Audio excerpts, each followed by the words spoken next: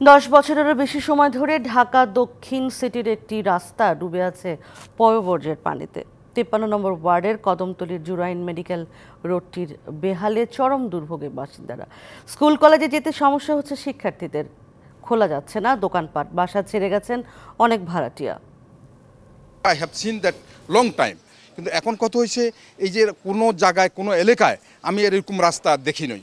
এই এলাকাটা এত নোংরা হয়ে রয়েছে, এখানে এমপি আছে, মন্ত্রী আছে, মিনিস্টার আছে, everybody have here but nobody take care about this things.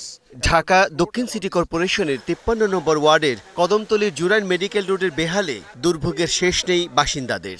নর্মালের 10 থেকে 15 বছর ধরে এই রাস্তাটা কোনো একটু কাজ করা হয় না। এই যে লঙ্গি পিন্ধে হাঁটে, প্যান্ট পিন্ধে হাঁটা যায় না। একটা মানুষ অসুস্থ হইলে গেলে মেডিকেল লই যাইব, তার কান্দে করে নেওয়া লাগে। এটা তো প্রায় 1-2 বছরের সমস্যা না, এগুলা বছরের পর বছর পরে আছে।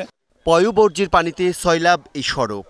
এই অবস্থা 10 বছরেরও বেশি সময় ধরে। বন্ধ দোকানপাট, ভাড়াটিয়ার অভাবে খালি পড়ে আছে অনেক বাসা। আমাদের বাসায় কোনো ভাড়াটিয়া নাই, দোকান ভাড়াটিয়া নাই। দোকান নিয়ে ভাড়া নিয়ে কী করবে?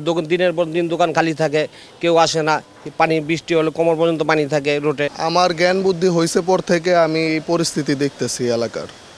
এইটার যে কি ভোগান্তি একমাত্র এলাকার বাসিন্দা ছাড়া আর কেউ এটা জানে না। ওয়ালটন ফ্রিজ কিনে অনেকের মতো আপনিও হয়ে যেতে পারেন মিলেনিয়াল। সেরা পণ্যের সেরা অফার। মসজিদের ভেতরেও ঢুকেছে পয়ঃবর্জ্য পানি, বিপাকে মুসল্লিরাও। এই যে ড্রেনের যে পানিগুলা, ড্রেনের পানি যায় না, সব পানি মসজিদের ভিতরে। আমরা যে পানিটা ইউজ করতেছি, কলের পানিটা নিচে পড়তেছে।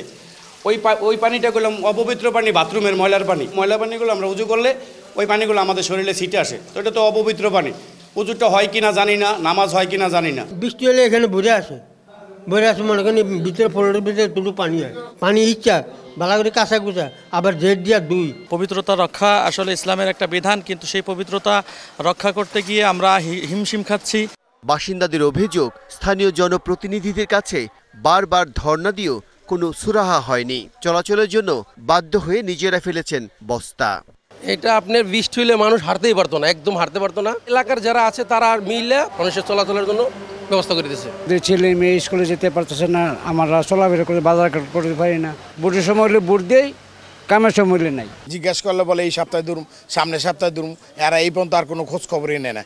এ বিষয়ে একাধিকবার মোবাইল ফোনে যোগাযোগের চেষ্টা করেও পাওয়া যায়নি স্থানীয় কাউন্সিলরকে। কোনো গাফিলতি না করে রাস্তাটি দ্রুত সংস্কারের দাবি এলাকাবাসীর।